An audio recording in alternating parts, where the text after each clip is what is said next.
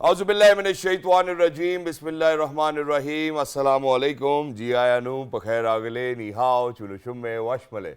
Ohio Gonzaimas, Guten Morgen, Hola, Bonjour, Privyet, Kaifa Hal, Hale Shuma Chatore, Ahlan Wasalan Marhaba, Buna, Mucho Gracias, Swabia, Balli Kare, Aya Hosh Galdin, and Ayo Sayo, Huyamora, Chivato, Chihal Yud, Kalimera, and a very warm welcome to everybody who's tuned into PTV World and watching World this morning on a fine, sunny Friday morning over here in Islamabad. With me, I'm very lucky to have been joined by my very well-learned colleague who happens to be Ms. Hajar Satti. I happen to be Shahzad Hassan Khan. And ladies and gentlemen, in simple words, all I'm going to ask is, कैसी हैं आज आपका दिन कैसा गुजरा है? Assalamualaikum, Jazakallah khair. Thank you so much for introducing me. I think the day is about to start now since it's the start of the day, and obviously it's Juma Mubarak to you and everyone out there. So it's a very fine sunny morning, and I think I would say that the weather is really confusing us because yesterday it was so cold that we were looking towards our quilts and our blankets and somewhat heat, a little bit of heater, but now since it's sunny, so it's very confusing because the heat is very, I would say, stingy in that sense because you can literally feel the effects of the heat. And you know what, even if we are to kind of talk about cold weather as well, and that too on the 1st of June, what we experienced, it was out of this world, number one. Number two, even the cold was actually making you feel a little that okay, you really need to wear something else other than your t-shirt. And that's what I experienced in my gym. Majority of the people were actually wearing hoodies or their jackets or whatnot, and I was like, yeah, what happened? So all of a sudden, when I got back from work last night, I was like, okay, should I be turning on the air conditioner? Do you think that I really need to kind of turn on my fan or not? So imagine it was a night without a fan and an air conditioner, and that too on the 1st of June, ladies and gentlemen. That's something which I've never ever witnessed in my last 36 years over here in Islamabad, alhamdulillah.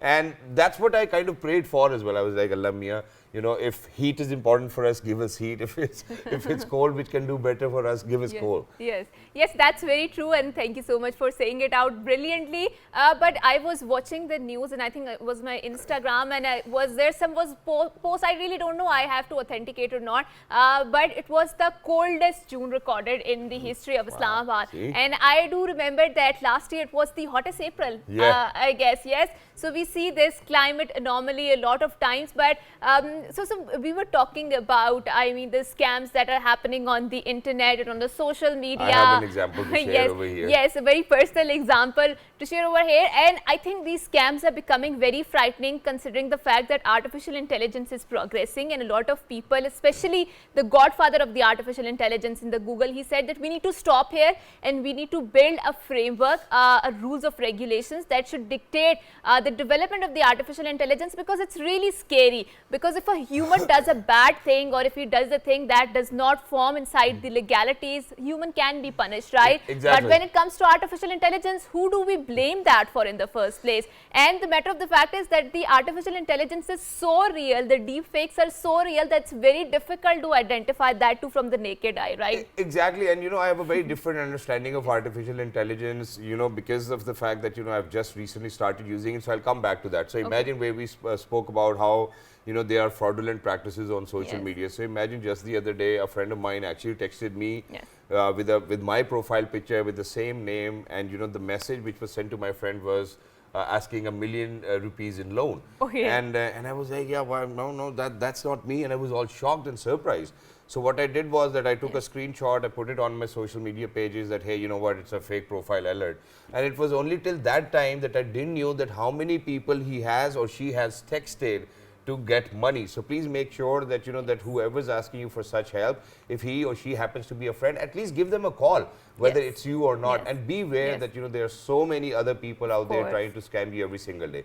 But now when I come to artificial intelligence, and now when I'm using it, I think that it's more of a personalized search optimization engine, and it's because of the fact. So imagine that till 2021 all of the data, all of the content which is available on internet is actually programmed within the artificial intelligence. So rather than going on to Google and then searching for what you want to search and then go into any document or any content which you were looking for, it's best that you open up your AI bot, and until 2021 I think it's more of a search optimization engine rather than producing things by itself. That's not how it is. It's taking things from elsewhere and and giving you one window solution, and it's beautiful. Why not? I think I'm not a very big fan of artificial intelligence because I am also an educator, and whenever I give an assignment, so what my students do is that they take it from the artificial intelligence ChatGPT and then they present it. And now what I've done, I think, and they did that same in the final project, and I'm simply going to grade them 0 because this is not their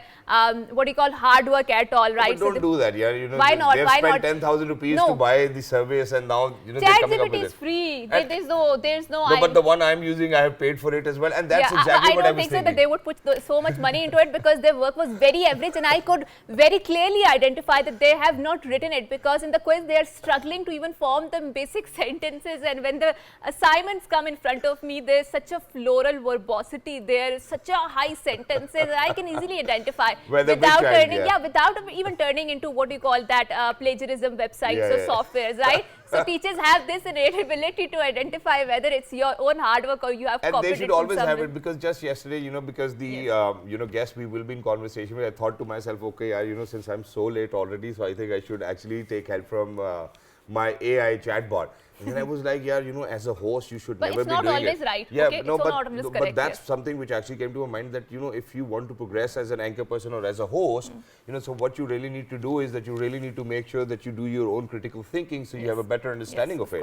So I'm like, okay, if I do it, I think it's going to be criminal. Only in the case that I needed some help, there's something which I never knew that, this can be a possibility, I think that you can take help. But ladies and gentlemen, please make sure that you do not totally rely on it, because it's going to spoil you. It will not give you, your brain, that space to think, that critical thinking, those decision-making things which you are supposed to do in life. ChatGPT is not going to make it simpler for you. So please make sure that there's always a balance in using all of these technologies which are available. But very quickly, and the information is not always correct. Yes, just for your information. So moving on to our top stories, which is about Prime Minister Shehbaz Sharif will attend the inauguration ceremony of Turkish President Recep Tayyip Erdogan in Ankara on Saturday. The visit will be reaffirmation of a deep-rooted ties between Pakistan and Turkey. Prime Minister will convey felicitations on the behalf of the government and the people of Pakistan to President Erdogan on his re-election as the President of Turkey.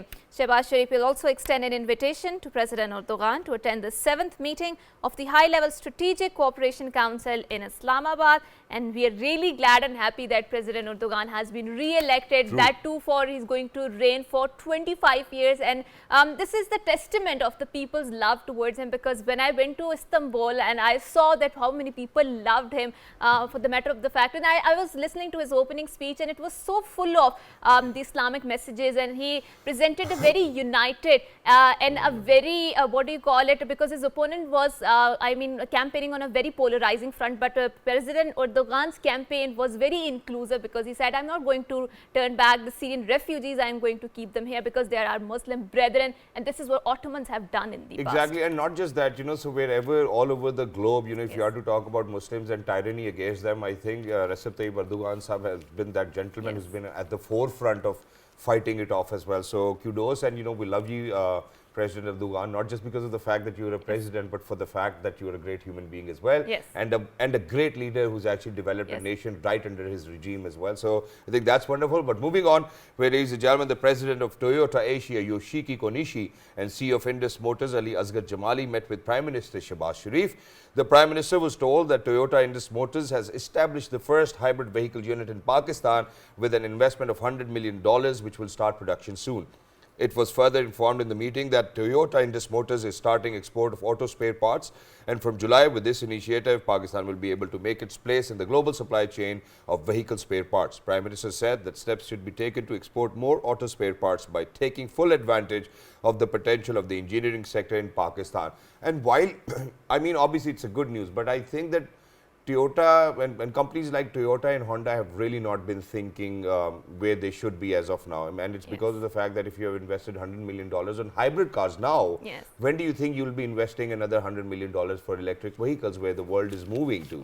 So I think keeping in view, it might be around that, fuel prices are going to go up, so hybrid might give that advantage. But I think that somebody from the Prime Minister's team should have actually told them that we should have moved to electric vehicles rather than hybrid. That's my take. I think the Pakistan's consumer market, we also have to look at the purchasing power of it and whether we do have that much of a capital to invest in the electric vehicle, because technology when introduced is extremely expensive in the first Electric vehicles are cheaper than the normal ones we're buying these days. Are you sure about it? There's more duty on them and whatnot. So, Yes. I think that, if we are going to produce electric vehicles over here, Okay. they're going to be cheaper with no engine, only battery. So, imagine that the rest of the spare parts are there, but you do not need an engine, no silencer, no nothing, no generators, probably generators because it's batteries once again. Yes. Yeah, so I think that's where we need to move. So talking about the innovation and how the businesses are moving, and also the traditional method of doing the business has been very, I mean, I would like to say deconstructed, because there are a lot of startups that are coming up, and Pakistan is a very fertile ground when it comes about these startups, because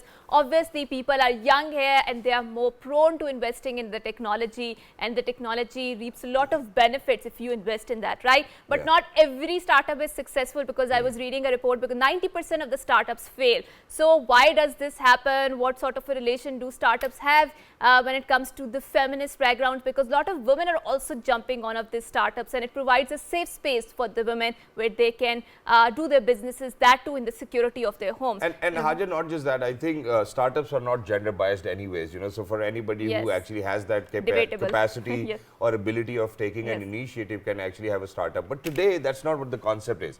So today, the concept is that we understand right after this segment, what is a startup, what is the concept of a startup, and when we are so keen to actually go and initiate a startup, what are the causes of the failures, the challenges. So we're just going to sort it out that anybody and everybody from all over the globe, if they want to have a better understanding of a startup, ladies and gentlemen, this is the segment for you to listen to. We're very lucky that we've been joined by somebody who now very recently actually diversified his profile and the kind of career he had. So imagine he was a TEDx speaker, he has been to more than 100 companies, giving them soft skills and whatnot. He was a motivational speaker and a great one. Not that he wasn't doing it good. So he was absolutely fantastic at it, and now he's actually moving on to having his own artificial intelligence startup over here in Pakistan. But to talk about startup, ladies and gentlemen, he's the most apt guest because he recently went through that journey. He's the one and only Mr. Qamar Shahraz. Hello, assalamu alaikum, good morning after 3 years. Yes, walaikum salam, good morning. Yes, thank you so much for having me on the show. Yes, after 3 years, so good to be back. Likewise, so you certainly believe that, okay, work so hard in silence that your success makes the noise. I think that's what you were doing for the last 3 years. Yes, exactly. But very quickly, let's delve into it, and that is, what is the basic concept of a startup? When we say startup, do we think about being an entrepreneur? Do we think about technology? Do we think about having your own business of any sort or manufacturer? So what is the basic concept of a startup? So, well, Shahzad and Haja, the basic concept of a startup, well, first of all, the startup is one of the most misdefined term in the whole world. Okay. So what people think of a startup is that any company which is in its initial stage of formation is a startup. Yeah. And I also used to think the same. True. But that's not what a startup is. All right. A startup is a business model in which you build a product and then you scale it up and then you take an exit out of it. So in 3 words, a startup is build, scale and exit. So that's the very simple definition of a startup. Right. Now the keyword over here is a startup should be the one which is scalable. If a conventional business is not scalable, it's not a startup. Okay. So the first condition that it should be a scalable startup. So that's why this definition build, scale and exit. And it's wonderful. Thank you so much for making us understand this as well, because from today onwards, Shark Tank will actually make sense to us. Because otherwise we have been thinking it wrong. And certainly I think Shark Tank had actually kind of given a lot of people a lot of exposure as well, because that's what they're talking about. Yes. It's talking about the ability to scale that very product and that very business as well, and then exit. And then every year, they're looking forward to making sure that their business is worth more than where they started. And it's wonderful. Why do you think, because it is the terminology these days. When we were going to university, the terminology was entrepreneurship. Yes. These days it's a startup, and so a lot of people think of having their own startups. So startup, do you think that we really need to have the product first ready to go and then go look for funding or marketing or whatsoever? Or do you think that first we go for funding and then work on a product? Because I think we should have a product first. Please go ahead. Okay, yes, it's a very valid question, Shahzad. So the first thing is that a startup is a solution to a problem. Yes.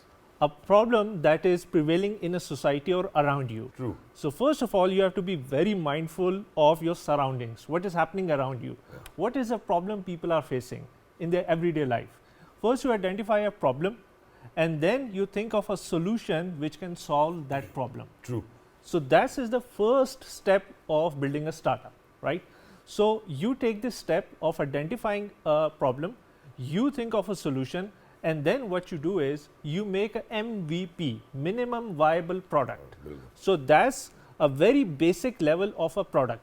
So then you test it out in the market. You do the market research, and you test that whether it was really the problem and whether this MVP, the product that you are building, is the solution to it. So this is how you go about it. But it's not always important. Now, I know, Haja, sorry, but I'm just going to take it a little longer, and that is that, you know, it's not really the case. So imagine that, you know, there's so many products which are based around luxury probably, you know, so imagine all of those people getting Botox these days, there might not be any requirements. So research at times can fail you. I mean, and this is for the very first time that I'm going to say this. But because, you know, for us, business is obviously Allah meene chala diya, to chala diya. And after that, there is anything else. So do you think that for all of those people who are looking forward to having a very successful product is a wonderful idea, or do you think that they should really focus on to need-based product development? Okay, so there's no hard and fast rule on building a startup. Obviously. Yes. So this is the conventional method of going about in initiating a startup, that first you identify a problem. True. But if you have spent enough time in one industry over, let's say, a period of a decade, then you automatically know what are the challenges people are facing in my industry. True, true, true. So you build a startup on that problem. So basically, any startup in the world, they are addressing a problem. Any problem. So one thing which I've witnessed is that in my office, you know, people usually do not come on time. How do you think that I can build a product around that, which can actually take them to their offices on time? Well, which office? well, if at the moment, if I come up with a solution, is that you should attach it with some kind of reward through an app. Okay. You should gamify it. If you are coming in office for like a month or so on time, then you give them a reward or something like that. Yeah. So and then develop a product around it. I think these are also some of the Western values that don't apply here, because I think stick works better than carrot sometimes, right? But obviously everyone has a different and a unique personality, and so it comes to businesses. And Shahzad is very enthusiastic about the startups and entrepreneurship, because I do remember a couple of times he has been asking me, you know, do you want to start something? I was like, I do not have a business acumen about it. But obviously when we talk about the startups, and there is this point, I do remember, especially in Islamabad, there came a point when there were so many flourishing shops opening up with different varieties of naan stop and all of these shops. But after some time we see that enthusiasm dies, and then obviously your business also dies with that. So I don't find that flourishing shops now. So how do we make sure that we are vibrant enough with the very fastly changing times and our startup remains on the feet, it doesn't die? In addition to that, because Hajar, that's a wonderful question. In addition to that, or do you think that it's the stigma of people calling them tandoor wala, ek hi karobar shuru kar liya, tusi tandoor hi pa liya, or that? Well, I would say this is kind of an innovation in an already established conventional business. Yes. But if we talk about startups, the key word that I spoke about earlier is the scalability. Now what happens is, if I have a shop of, let's say, 20 by 20, what is the number of maximum customers I can serve in that shop? Maybe 5, 10, 15 or maximum 20, right? That is not a scalable business, because at the same time you are not able to serve so many customers. But if in a 20 by 20 room, I hire multiple tech guys who are building a website, who are building an app, and then we market it around the globe. We are 3 people sitting in a 10 by 10 room, but the customers that we are serving are 10,000, 20,000, 30,000. So that's a scalability. Yes. That you increase your output by minimizing the inputs. Wow. Right. Yeah. So the overheads go down, everything goes down. But your sales are going up. Yes. So you're only making money. Very true. You're not spending. Yes. And the question that you have asked earlier, similarly, the failures in a convention business also happens in startups. And you have said it right, that 90% of the startups, they fail. That's true. Because of poor planning and because of the timings. There are just 2, 3, 4 critical factors which makes a startup fail. Sure, go ahead, please name them. So the first of all is a poor planning. Okay. That you have, if you're not experienced a startup before, or if your foundations are not very strong, then there are chances that you're going to fail. So that means that young people might fail, and a lot of time they fail because they do not have enough experience in the first place. And that is why there are incubators in all over the world. Wonderful. The incubators, they train people that if you have an idea, we are going to give you resources, we are going to fund you, we are going to give you team, and we are going to make you flourish your startup. Right. So then comes the incubators. Right. So here they get the help. And that's where I would want to talk about ideas as well. So this is something which I read somewhat around 5 or 6 or 7 years ago. Okay. And it actually stayed in my mind and in my heart as well. So it's still close to my heart. And that gentleman wrote, he said that, there's 1% of the population, lesser than that, of people who will have newer ideas, so every time they're going to come with something, it's going to be a newer idea, and it's going to cater to a lot of people, and it's going to be a success, right? So then the gentleman writes, and he gives example of Uber to Kareem. He's like, okay, it's the same model which has been replicated and is successful. Why? Because of the fact that idea, if God forbid, for example, if it had like 10 steps to it. So 1, 2, 3, 4, 5, 6, 7 and 9, 10, all of those 10 steps are checked, right? Now what happens is that when we try to copy an idea, we might miss out a few steps out of it because we are not very well aware of it. And he says that leave it to 1% of the people for newer ideas. All you have to do is the remaining 99%, just copy it the way it has been copied. That's it. And for anybody out there, it's such an amazing formula for you to understand, just to have your own business and kind of understand what implicates. For example, Pizza Hut comes to Pakistan, they make sure that there's a slight change in spices and the entire recipe of the pizza. You go to Saudi Arabia, their fried chicken is very different from Pakistan, right? So everywhere you go geographically as well, it will have a very different application to the people, and you have to adjust around it. How do you think that when we speak of, having lesser cost for overheads and people sitting in 10 by 10 room and catering to the entire globe, how do you think that this application will vary, and how do you think that people can actually help themselves with what sources which are available which can guide them better if they are to operate globally? Well, very rightly put, and a very valid question.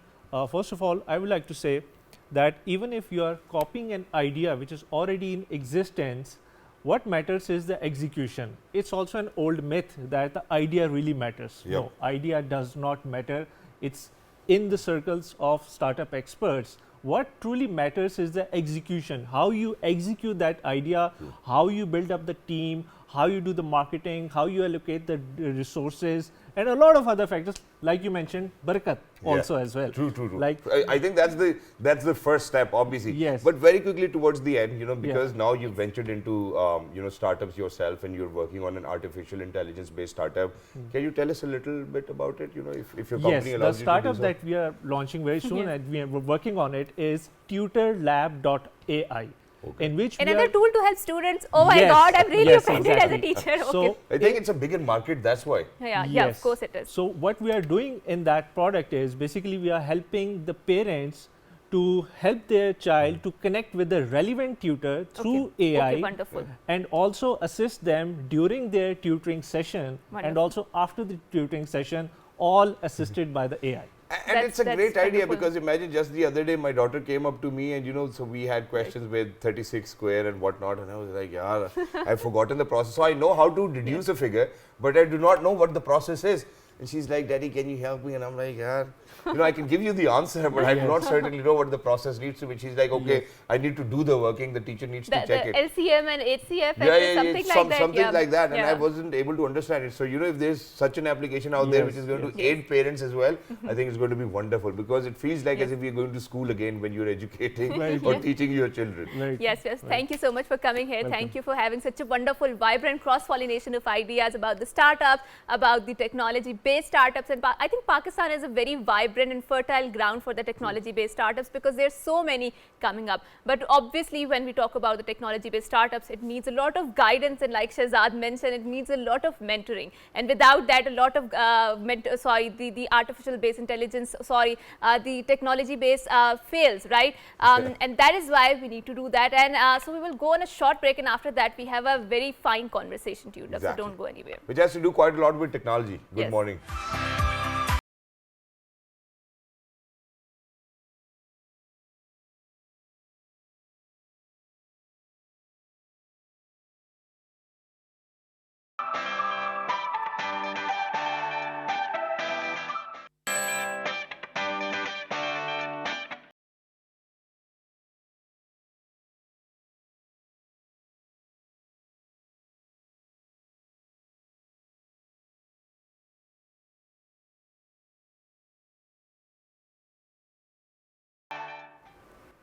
Welcome back, and we have a very interesting discussion lined up for this segment because as a child growing up, I remember we used to watch a lot of cartoons, and I think some of the cartoons were become such an important part of our lifestyle that we remember that they were on our lunch boxes, on our backpacks, on our watches, and on our TV shows or in our shirts and stuff like that, right? But obviously we felt that Pakistani cartoons were missing in that entire landscape because usually they were coming from either Disney or Cartoon Network or stuff like that.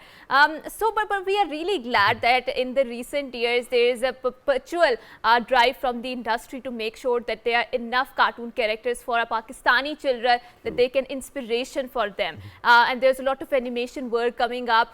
So we had the film called Allahyar and the Legends of Markhor. I haven't watched it, but quite a few people watch it in my family, and they were all full of praises because it has a very vibrating concepts and the animations were really wonderful. And now we have a sequel to that, which is Allahyar and the 100 Flowers of the God. So we have a trailer lined up. After that, we are going to discuss what are the sub-themes of this animation films, and it is going to be released on the Eid. So let's go. Let's take a good look. Best of luck to the entire team. Let's go.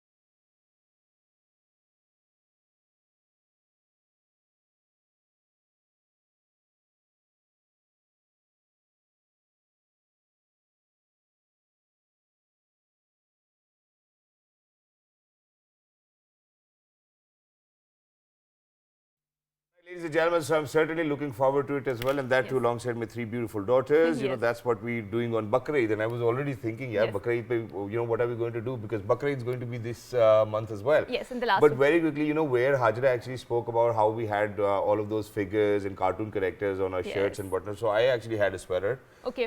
Which was your favorite cartoon character? So my favorite character was SWAT cats, both of them, you know, and I used to love them as well. So I had that sweater where there was a picture of Ninja Turtle on top of it. Oh, so imagine every time I wore it, I felt like as if I was a Ninja Turtle. And you know how we have those, you know, what do we call it, where we put our heaters underneath it as well? It's a shelf, the chimney sort of things. So I would stand up on it and be like Ninja Turtle and jump and you know, do all the things, and my mummy would, you know, kind of take me away. He's like, you know, you're not going to wear the sweater again. But having said so, ladies and gentlemen, the best part is that if we are to speak about Allahyar and the 100 Followers of God, they are making sure that they're going to talk about deforestation. They're making sure that they're going to talk about climate change. They're making sure that they're going to talk about cleaner renewable energy. And imagine that the star cast, you know, it's not just that you're going to see those animated cartoons, but there are voices at the back, and those voices are of Ikra Aziz, those voices are of Heavy cast, Ali Zafar, those voices are of Humayun Saeed, Bushra Ansari.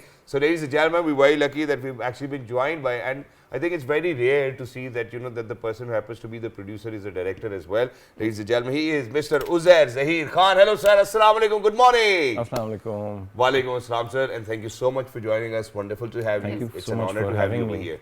Because you happen to be contributed to the industry over here and globally now as well. But there's one simple question with which I would want to start my conversation. That is that some money back guarantee just came out. You know, before that it was Ishrat Made in China, which came out. And both of those films which recently came out were a massive flop, unfortunately. So you're working in an industry where it's so hard to know, you know, that it's 90% unfortunately failure and 10% success, and 10% I'm being modest too as well. Right. Why would you take that risk? Is it because your sequel went very well? Well, I mean, you know, these things have to be made. We're a huge country. There's like so many people, so many kids, and not enough content which is family friendly or targeting kids comes out, right? Aapne bola, you said that there's like other films that came out, but I think the last animated film came out like 4 or 5 years ago, right? So I think because this is such an important medium, especially for younger kids and like, you know, family as well, I think that there is a lot of stuff that you can talk about, a lot of stuff that you can teach through it, and it's a very different type of entertainment. All these other films that you mentioned, you probably don't take kids to watch these, right? Yes. True. So I think it has a huge space globally. Animated films, are like a big business, right? True. Hundreds of billions of dollars they earn But that. Uzair, for any filmmaker, when they initiate this or when they start this journey of making a film, the first question is, for any filmmaker, whether the people are going to come out to watch the film or not. Right. So why do you think that you targeting that? Okay, because I agree to where you said that. Okay, there's a lot of work which needs to be done, a lot of content which needs to be out there for kids. So, for example, earlier I think there was Donkey Raja, and there was another film as well. And Donkey Raja wasn't a bad film at all. The name said it, so I didn't really like it. But when I watched the film, there were a lot of messages. So now when we speak about your film, which is going to be out on Eid, what sort of a treat does it hold for all the family members, for children, for the elders? What are they in for? Well, I mean, for one thing, I think this is a benchmark in production quality and entertainment, as far as the storytelling. Legend of Markhor was my first film, and so with everything, when you do something for the first time, there's some hiccups. Yes. True. So this is the version where film, we've removed those hiccups and we've understood the Pakistani audiences better, and at the same time, it is like a sequel. So the first one did concentrate and focus on wildlife conservation, and now we are focused on, because these are films with a purpose, with very strong messaging. And one of the things that we've achieved with this film is that this is going to be the first Pakistani film which is going to be, you'll be able to see it with 3D glasses in the cinema. So stereoscopic, bilkul. So I think benchmark. I'm sure you've seen the trailer. It's the film is that good. I think it's very interesting genre जो हमने pick किया है. It's one of those type of stories. It's very pertinent, yeah. It's very imaginative. Yes.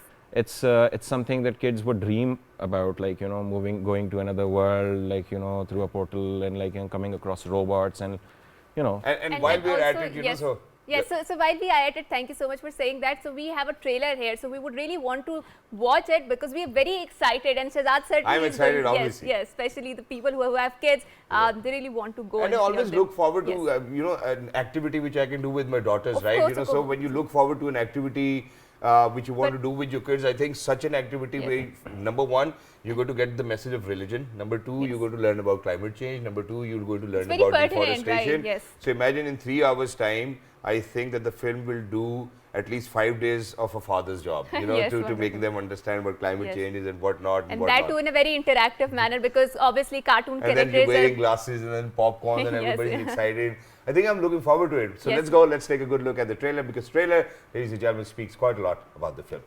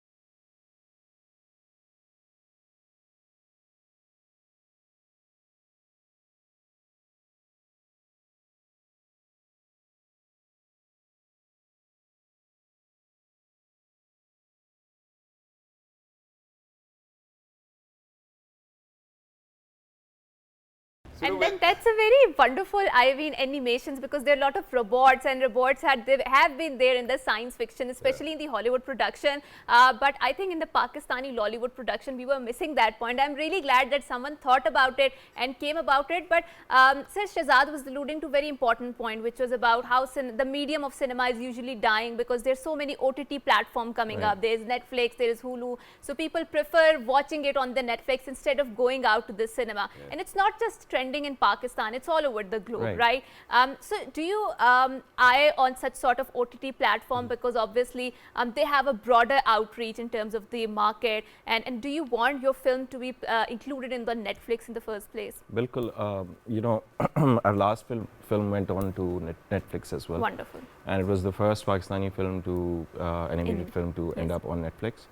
But like, you know, the film ki life cycle works that way, that it gets released in theaters first. Yes. And then once it's done with the theater run, then it goes on to. So we definitely intend on doing that. And you're absolutely right that that's a huge audience that we want to, like, you know, target. But sir, some filmmakers are very tricky with it, you know. So imagine that, you know, once it's in the theaters, you know, and they see that, you know, it's a successful film, so it will take another 2 years for that film to end up on Netflix. Absolutely, as well. And I think they should do that too.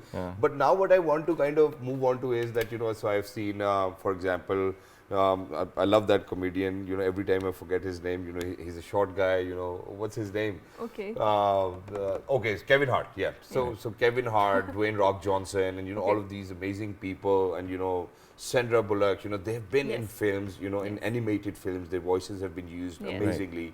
And we are trying to allude to that same idea where it's going to be Ali Zafar, Meera and Bushra Ansari. So do you think that it's going to be one of those films where these characters will be loved because of the names they have and, you know, in their voices? Because that's the kind of concept which I've seen in Hollywood, which is rising, and it has always been rising, that their fans will actually come in to see how Ali Zafar has worked, you know, how Meera has worked. So did you think about it? How did it go? Like, I mean, that gives a film a lot of traction, right? Having that name on there. But you also have to realize that these guys are really good actors. Right? And they don't like just put their name on something and then do a shoddy job. So you will be amazed at how well, like, you know, all of them, like, you know, Ikra, and, like, you know, you're going to be shocked with Mayun's role. He's done like a role probably, like, he's probably never done before. I believe it's a negative role for Humayun Saeed. No, Humayun Saeed is not a negative character. Yeah. So I don't want to. The voice we heard in the trailer in the first place, I thought it was Humayun. No. Yeah, okay. No. So it's not. So even in an animated film, Humayun Bhai is not thinking of a villain. He's always thinking of being a hero, and I think they should. But sir, one more thing, and that is, so as a director, it might be challenging for you. So now imagine that, you know, it's the voiceover time, and all your legendary actors have to come in for dubbing. Now, for example, if they're in front of the camera, they know what their expression is, then to kind of reproduce it in the dubbing session, that's a little simpler. Now, for an expression which they are unaware of, which they certainly do not know that, okay, this robot is my character, you know, so the eyebrows goes up, or if the hand goes up, or if he moves like this, or she moves like that, what kind of a reaction needs to come out? So how good of a job did you do as a director with them? Well, I mean, definitely I was there with them throughout, but it wasn't that difficult because surprisingly, I mean, the reason I say surprisingly, because I haven't had like a lot of exposure with this level of actors. But I was amazed how like, you know, well prepared, like especially like Ikra Aziz, she is a wonderful person to work with. Your preparation and knew everything about like her character, the role, and like, you know, and understood everything in you just had to tell her once, and so it was a pleasure.